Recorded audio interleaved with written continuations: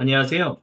이 땅의 일, 영성, 그리고 예술에 대한 통합된 그리스도교 관점을 소개하고 나누기 위해 기독교 대한 선교교, 소금빛교에서 설립하고 후원하는 하이미니스트리 2024년 그리스도교 신학생 유학과 영어 여섯 번째 나눔을 시작하겠습니다. 오늘 저희가 함께 나누고자 하는 주제는 이제 영어를 어떻게 준비해야 하는가라는 주제에 대해서 함께 이야기를 나누도록 하겠습니다. 그래서 오늘 그 첫 번째 시간입니다. 그래서 오늘 저희가 함께 나누고자 하는 이야기는요. 어디서든 눈치 보지 말고 영어로 말하자는 것입니다. 눈치라는 말. 이 눈치라는 말 자체가 영어로는 없죠. 근데 한국이 전 세계에 굉장히 많이 알려지면서부터 이 눈치라고 얘기하는 그것이 많이 사람들에게 소개되고 있습니다. 그래서 더 Power of 눈치, NUNCHI라고 이제 하고 있죠. 한국인의 비밀 무기다라고 이제 써 있어요. 이게 실제로 영어 책으로도 나와 있습니다. 근데 이 눈치에 대해서도 이제 위키피디아 이제 영어에서도 굉장히 자세하게 번역이 되어 있어요. 그러니까 번역이 되는 게 아니라 이제 쓰여 있다 이렇게 말씀드릴 수 있죠. 그래서 그거를 잠깐 이제 인용해서 말씀드리자면 눈치라고 하는 이것은 미묘한 예술적 표현이다. 그래서 다른 사람의 기분을 듣고 또는 느끼고 측정하는 능력을 의미하는 한국식 개념이다. 예, 하고 있습니다. 그래서 서양 문화에서는 눈치를 감성지능의 개념으로 설명할 수 있지 않겠냐, 뭐 이렇게 얘기를 해요. 하지만 굉장히 한국적인 것이다라고 말을 합니다. 그래서 눈치는 이제 대인관계의 역동성에 매우 이제 중요하다라고 이제 얘기를 해요. 그래서 이거는 고맥락 문화, 즉 언어로 표현되지 않고 뭐 발화, 언어가 나타나서 알게 되는 그런 커뮤니케이션, 소통을 말하는 것이 아니라 우리가 여러 가지 어떤 이모션 아니면 facial expressions 이런 것들을 통해서 나타나는 그 의사소통을 하는 고맥락 문화에서 효과적으로 의사소통하는 데 필요한 기술의 구체화라고 이제 얘기를 해요. 그래서 이게 사실은 영어권에서는 굉장히 이해하기 어려운 거죠. 근데 이제 데이비드 이제 학자면서 문화 비평가인 데이비드 타자드라는 사람은 코리안 타임즈에 기고한 글에서 한국인의 삶에서 눈치는 매우 매우 중요하다 이제 이야기를 해요. 그래서 뭐 영국과 굳이 비교하면 뭐 영국의 공립학교나 럭비 클럽에서 이제 서로 눈빛을 주고받는 것 그런 것과 어떤 뭐 굳이 하면 비교해서 설명할 수 있겠지 않겠냐라고 얘기하지만 좀 한국에서는 그래도 좀 다른 면들이 있다. 그래서 이제 중요한 것은 당신이 눈치를 가지면 당신에 대하는 사회 전체 분위기가 바뀌고 당신을 향했던 차가운 시선이 갑자기 따뜻한 미소로 바뀐다. 이제 이 분이 얘기를 했어요. 그래서 눈치는 한국인의 높은 사회적 감수성이다. 라고 이제 얘기해요. 그리고 어디서나 이제 있죠. 그래서 한국인들은 특별히 이제 조화를 유지하기를 원하기 때문에 타인이 간접적으로 말하는 것에 매우 민감하다. 이게 아마 눈치와 관련해서 매우 중요한 주제다라고 이제 얘기할 수 있을 거예요. 그래서 이런 것들은 단순히 인간적인 관계뿐만이 아니라 뭐 비즈니스 관계에서도 굉장히 중요한 어떤 그런 거다라고 이제 또 얘기할 수 있습니다. 그래서 눈치가 빠르다라는 것은 굉장히 한국 사회에서는 꽤 괜찮은 어떤 능력으로 이제 평가받는다라고 얘기할 수 있을 거예요. 하지만 이제 이것이 영어를 우리가 배우는 거에 있어서는 상당히 오랜 시간, 저도 개인적으로 경험했던 거지만 굉장히 비효율적인 면이 많았습니다. 왜냐하면 눈치라는 것 자체가 결국에는 우리나라의 눈치라는 것 자체가 타인의 감정을 읽어내는 거잖아요. 그래서 그 다음에 말을 하지 않아도 실제로 보여주는 어떤 그런 것을 통해서 캐치해내서 그 사람의 원래 의중을 알아내게끔 하는 것. 그게 눈치이잖아요. 그러니까 공동체성을 굉장히 중요하게 여기죠. 사회적인 어떤 그런 것. 그렇기 때문에 내가 너무 왜 군대 갔다 오신 분들은 다 알잖아. 남성분들은 다 그런데 너무 군대에서 튀지도 말고 너무 뒤처지도 말고 중간만 해라. 이게 눈치를 적절하게 표현할 수 있어야 한다라는 또 다른 표현이다 이렇게 얘기할 수 있겠죠. 그러니까 평균적인 공동체성의 발현을 중요시 여기는 게 한국 문화예요. 그러니까 개인의 고유성 발현에 있어서는 좀 그 유니크함이 드러나기에는 굉장히 어려운 그런 그 barrier 또는 hindrance, 장애물이 되는 것이 바로 눈치다라고 얘기했어요. 그래서 방금 전에 말씀드렸던 것처럼 한국인은 한국 사회에서 그리 크게 도드라지게 드러나는 사람이 되지 않기 위해서 타인의 눈치를 본다라는 것이 이제 눈치의 비효율성이다 이렇게 얘기할 수 있습니다. 그러다 보니까 이제 그런 것들이 있죠. 우리나라에 이제 굉장히 영어식, 영어 단어인데 그것이 이제 한국에서도 그대로 표현되어서 그것이 그대로 사용되는 그런 단어들이 있죠. 대표적인 말이 이제 콘서트라고 이제 얘기할 수 있겠죠. YP 콘서트. 근데 이제 콘서트인데 사실은 엄밀하게 말하면 영어식 표현은 concert라고 얘기를 하죠. 물론 뭐 호주냐 영국이냐 아니면 미국이냐 캐나다냐 뭐 그런 거에 따라서 뭐 인도식이냐 아니면 아프리카식이냐 뭐는 또 남아메리카식이냐 여러 다양한 지역에 따라서 발음이 좀 그 천양지차로 표현이 좀 다르긴 하지만 일단 기본적으로는 우리는 콘서트라고 하지만 사실은 거의 대부분은 concert라고 이제 얘기한다. 그래서 이제 개인적인 경험이 좀 그래요. 왜냐하면 저는 영어 단어를 사실 처음에는 그냥 콘서트, YP 콘서트 이렇게 이제 발음하면서 살아왔었죠. 근데 이제 해외에 나가서 이제 그들이 사용하는 말을 들으면서 그러니까 콘서트, 그러니까 그런 sir 또는 그리고 그래서 우리나라에 이제 없는 영어식 발음이 그런 거 있잖아요. TH라는 발음입니다. 그지? B 이거는 알파벳 B죠. 그리고 V라는 거, V, F 이런 것들은 사실 우리식의 발음에는 없는 것들이에요. 그리고 또 이 표현을 보면 이제 그런 것들이 단어가 그 알파벳이 붙여졌을 때 발음 나는 그런 방식들도 차이 난다는 것을 발견할 수 있어요.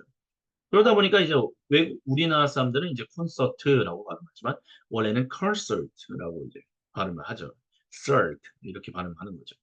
그래서 저는 그런 것들이 익숙해지니까 이제 한국에서 콘서트라고 하는 게 일단은 어려운 거예요. 왜냐면 그렇게 발음을 하지 않고 살아왔었기 때문에 외국에 있을 때. 아니 네가 뭐 외국에서 얼마나 살아왔다고 뭐 그러냐 하지만 사실 그들의 발음이 그렇다면 이런 단어는 조금 더 좀 그들의 발음에 좀 더 익숙해 좀 더 가까이 말하는 것이 더 좋지 않을까요? 콘서트, 콘서트. 그러니까 콘서트 이제는 저는 콘서트라고 하면 되게 오히려 되게 어색해요. 이게 발음이 잘 오히려 잘 안 된다고. 그러니까 그냥 콘서트, 뭐 YP 콘서트 뭐 이런 식으로 발음을 하게 되는 거죠. 근데 이제 한국에서 이렇게 하는 것이 생각보다 쉽지 않다는 거예요. 왜요? 눈치라는. 쟤 뭐, 얘 발음 굴리네? 혀 굴리네? 좀 해봤네? 이렇게 뭔가, 튀네? 뭐, 잘도 못하는 녀석이 잘난 척하네? 뭐 이런 식의 뭐 시기 질투, 별의별 얘기들을 다 듣게 되니까. 그러니까 한마디로 말하면 뭔가 고유성이 발현돼서 공동체성의 어떤 사람들보다 조금 더 두드러지게 다른 말로 사자성어로 얘기하면 군계일학이라고 할 수 있잖아요. 그런 것들을 이제 눈치라는 어떤 그런 컨셉에서는 이제 좋아하지 않기 때문에 이제 이런 발음들을 배워도 우리나라에서는 나도 모르게 그렇게 발음하지 않으려고 조심하려고 하는 그런 일들이 있다 이렇게 볼 수 있을 거예요. 그러다 보니까 이제 한국인이 영어를 배우는 데 있어서 이제 어려운 문화적 이유가 있다라는 거죠. 공동체에서 이제 내가 아닌 공동체 내가 아닌 예를 들면 우리나라에 보면 이제 왜 그 유튜브에 그런 자랑스러운 영상이다 하면서 올라가는 게 우리나라에는 다른 나라에 없는 떼창이 있다. 그래서 외국 가수들이 우리나라에 와서 콘서트를 하게 될 때 막 그 영어로 막 다른 나라에서는 그렇게 따라 부르지 않는데 마이크를 건네주는데 가수가 마이크를 건네주는데 막 한국 사람들이 때로 그 영어의 그 가사를 음미하니까 가수들이 막 감동받아가지고 한국어 정말 좋은데요 막 이렇게 그러니까 공동체 그 재밌는 거예요. 그게. 그런 데는 눈치 볼 필요가 없는 거예요. 왜? 우리는 다 같이 이 영어권 가수의 그 노래를 듣고 따라 부르기 위해서 온 것이니까 그러니까 영어를 그대의 발음식으로 해도 상관없다라는 이런 분위기가 형성되는 거죠. 그러니까 공동체성이 눈치가 형성이 되는 거예요. 그러니까 거기서는 영어를 잘해도 누구 하나 눈치 볼 게 없는 거죠. 근데 그런 식의 공동체 내가 아닌 개인적으로 내가 뭐 길에서 누군가 물어봤을 때 영어 대화를 하는지 이럴 때는 다른 한국인보다 내 발음하는 것이 내가 영어를 쓰는 것을 그것이 다른 사람들보다 마치 도드라지게 나타나는 것을 경계하게 돼요. 그러니까 혼자 하기에 근데 솔직히 말하면 우리가 영어를 는다는 게 뭐 물론 떼창을 하거나 뭐 그런 데서도 늘 수는 있지만 사실은 우리가 개인적으로 만나서 얘기를 한다든지 아니면 발음 연습 여러 가지 다양한 방식으로 좀 더 개인적으로 이렇게 만남, 1대1의 만남, 1대 또는 다수의 만남에서만 이제 이루어진 더 분명하게 드러나지. 사실은 그런 곳에서 영어가 많이 늘어난다? 물론 늘어날 수는 있죠. 근데 그런 결국엔 눈치의 문화가 우리로 하여금 한국인이 영어를 배우기 어려운 문화 가운데서 살게끔 만드는 어떤 그런 것이 있다 얘기할 수 있는. 또한 타인보다 말을 못하는 것을 말을 못하는 것을 또 싫어하는 눈치 문화. 이건 또 참 재밌는 눈치 문화예요. 그러니까 제가 리전트 칼리지에 이제 유학 가기 위해서 이제 여러 가지 뭐 영어를 공부하면서 저도 이제 어학을 공부를 했었죠 미리. 뭐 그래서 공부하면 한국인 분들이 그러니까 외국 영어 선생님들이 항상 하는 얘기가 한국인들은 굉장히 다른 나라 어떤 사람들 필리핀을 제외하고 필리핀은 워낙 영어를 좀 잘하는 사람들이 많아요. 뭐 그리고 미국 식민지였잖아. 식민지라는 게 좋은 건 아니지만 그런 것들이 이제 영향을 줘서 이제 그들이 영어를 잘하는 면이 있지만 그 외에 다른 나라들은 사실 영어가 뭐 되게 문법이 좋으냐 그랬을 때 그렇지 않다는 거예요. 오히려 문법적인 측면, 뭐 인터미디에이트 레벨, 뭐 또는 그런 중간작급 그런 레벨에서 보면 사실 한국 사람들이 오히려 더 문법적인 것들을 잘 안다. 우리는 그런 식으로 영어를 공부해 왔습니다. 그런데 막상 말을 안 한다는 다른 나라 사람들은 막 말에 막 브로큰 잉글리시는 뭐 별의별 말이 안 되는 얘기 막 지르고 막 얘기하는데 그래도 선생님들 다 알아듣고 고쳐주고 뭐 여러 가지 이제 소통이 이루어지는데 한국인들은 말을 안 하니까 소통이 안 된다는 거예요. 그게 왜 그러냐면 그 한국 사람이 비록 외국인들과 함께 그러니까 다른 한국인하고 없이 외국에서 다른 영어 못하는 사람들과 반을 이루어서 있는다 할지라도 내가 저 사람들보다 말을 못하는 그래서 말에 실수를 하는 그런 것에 대해서 눈치를 본다는 그러니까 한국 사람들이 선뜻 영어로 말하는 것을 생각보다 잘할 수 있는데도 불구하고 안 한다. 그러니까 영어가 한국인이 영어를 배우는데 어려운 문화적 그 눈치라는 문화가 있다. 이제 얘기할 수 있다. 뭐 그 외에도 뭐 여러 가지 이유들이 있죠. 뭐 언어적 차이. 뭐. 예를 들면 우리는 미국 영어 같은 경우는 주어 동사 목적어라면 우리나라는 주어 목적어 동사죠. 나는 무엇을 합니다. 뭐 이런 식으로. 그런 구조적인 차이도 있죠. 또 서로 아까 전에 말씀드린 것처럼 F, V, C, TH 뭐 이런 식의 발음. 그리고 영어에 대해서 뭐 제한적인 노출. 우리는 워낙 그러니까 단위 문화, 단위 언어권 국가이기 때문에 그런 측면에서 언어를 배우는데 타 언어를 배우는 데 있어서 조금 더 어려움을 줍니다. 뭐 그렇게 또 얘기할 수 있을 것입니다. 하지만 또한 한국 문화는 이런 눈치 문화, 또한 뭐 관계에서 그 외에도 격식과 위계를 중시하기 때문에 영어 의사소통이 어떤 캐주얼하고 비공식적인 성격에 적응하는데 어려움을 겪는 경우들이 있다. 그래서 이제 이러한 문화적인 차이는 원어민과 상호작용할 때 주저함과 불안함으로 또 연결된다. 뭐 여러 가지 다양한 것들이 있어요. 그러니까 심리적인 장벽, 눈치라는 그런 문화적인 장벽이 한국인에게 있어서 심리적인 장벽을 또한 만들어낸다. 그렇게 얘기할 수 있다는 것입니다. 그래서 중요한 거는요. 영어를 배울 때 우리가 제일 먼저 중요하게 여겨야 할 것은 그리고 반드시 이겨내야 할 것은 일단 눈치의 문화로부터 자유해져야 돼. 내 영어 능력 향상을 위해서 타인의 눈치를 볼 필요가 없다는 거죠. 그런 것까지 눈치 보기 시작하면요. 이제 우리가 영어를 배우는 데 있어서 뭐 영어를 아예 못 배운다 이런 것은 아니지만 영어를 배우는데 굉장히 속도가 더딜 수밖에 없다는 것을 우리는 기억해야 합니다. 그리고 또 그런 게 있어요.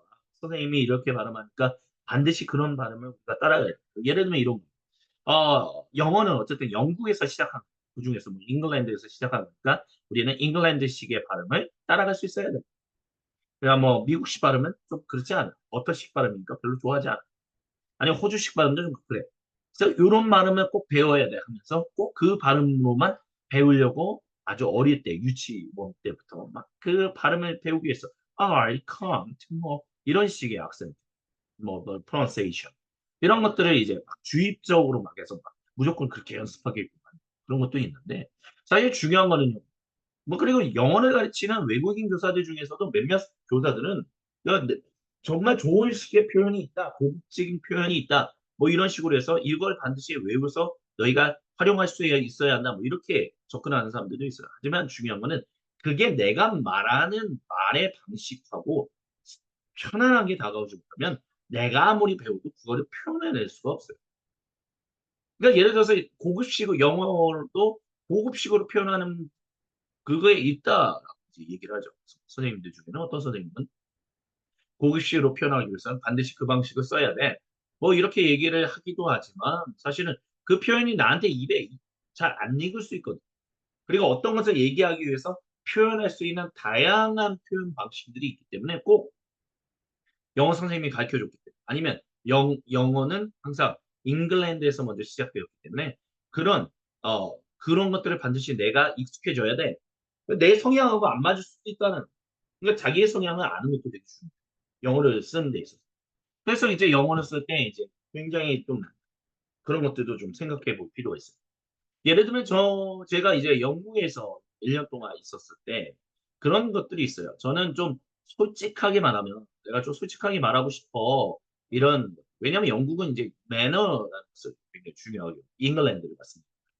매너라는 것을 굉장히 중요하게 여기다 보니까 그런 것들에 있어서 조금 좀 자기 속내를 잘 드러내지 않는 거 아닌가? 뭐 그런 생각. 약간 내 속내를 좀 잘 드러내지 못하는 영어의 어떤 답답함, 표현의 부족함, 뭐 이런 것들 때문에 좀 나는 솔직하게 말하면 이런 것들을 좀 많이 표현하고 싶었어요. 그래서 사전을 그때 당시 이제 전자사전, 샤퍼에서 나온 이제 전자사전 사였는데 솔직하게 말하면 frankly라는 단어가 있었어요. 그래서 frankly 그래서 이거 영어를 표현할 때 frankly 뭐 이런 식으로 이제 하면 거기 있는 영국 사람들이 다 웃는 거예요. 왜 웃냐 그러면 우리는 그 frankly라는 표현을 그렇게 쓰지 않다는 그 frankly speaking 이렇게 하지 frankly라고만 쓰진 않는다. 그러니까 사전에는 frankly라고 나오는데 frankly speaking이라고 하니까 나한테는 좀 어색한 거예요. speaking 그러니까 좀 speaking이란 말이 frankly에 그게 다 들어가 있는 것 같은데 frankly speaking이라고 이제 고쳐주니까 그게 제 입하고 잘 안 맞는 거죠. 그런데 나중에 알고 봤더니 이 frankly라는 말은 미국에서 주로 사용하는 요즘은 어떤지 모르겠지만 그때 당시에는 미국식 표현을 좀 더 가까웠다 이제 들은 적이 있었어요. 그래서 frankly speaking 또는 frankly 그러니까 뭐 frankly라고 문장의 첫 말하는 거의 첫문을 드러내는 게 아니라 I personally speaking, I frankly speaking 뭐 이런 식으로 부사식으로 이제 뭐 또는 부사식이죠. 부사식으로 이제 사용한다. 형용사식. 네. 뭐 그런 것들. 뭐 저도 뭐 영어를 뭐 되게 뭐 문법적으로 이게 형용사식, 부사식이다. 그런 부분에 있어서는 아직도 뭐 어려운 부분이 있지만 어쨌든 중요한 것은 자기가 좋다고 생각하는 말투와 자신이 편안하게 말할 수 있는 영어 표현을 사용하는 게 중요해요. 근데 못 알아들으면 못 알아들 수도 있지 이런 마음. 그러니까 그게 세 번째예요. 내 영어를 알아듣지 못하는 사람들이 분명히 있다는 거예요. 그러면 그 사람이 나 아시안 영어에 있어서 경험이 부족한 사람이라서 많이 들어보지 못해서 그렇게 뭐 알아듣지 못하는구나 그렇게 생각하면 된다는 거예요. 예를 들면 저 사람이 나의 대화 가운데서 내 영어를 못 알아들어? 그러면 저도 그랬었어요. 내가 영어가 아직도 부족한 거. 내가 영어 부족해. Sorry, I do not speak English very well, but please understand me. 뭐 그러면 오히려 거기서 그런 거. 아니 그러지 않아도 돼. 뭐 그렇게 겸손해. 나도 너 언어 잘 몰라. 뭐 이렇게. 근데 그런 게 익숙해지면 결국엔 뭐냐 하면 제가 내 영어 발음을 잘 모르면 예를 들면 우리가 생각해 인도식 발음도 있고요. 아프리카식 발음도 있고 남미식 발음도 있고 여러 가지 다양한 발음, 중동식의 영어 발음도 있고 다양한 발음이 있어요. 심지어 아시안 계열에서 영어를 잘한다라고 하는 필리핀 계열. 그래서 이제 필리핀 사람들이 우리가 영어를 좀 잘해 하면서 좀 자기를 이제 좀 드러내놓고 이제 뻐기어하는 그런 좀 그런 것도 그렇게 하는 필리핀 분들도 계시긴 하지만 필리핀 영어도 굉장히 악센트를 보면 되게 독특한 그들만의 반응 악센트가 있거든요. 근데 미국 사람들이나 유럽권 사람들은 필리핀 영어에 대해서 뭐 발음이 이상하네, 어색하네, 뭐 그런 식의 얘기하지 않아요. 왜냐하면 그거는 필리핀식 영어야. 필리핀식 영어는 그렇구나. 그렇게 한다는 거예요.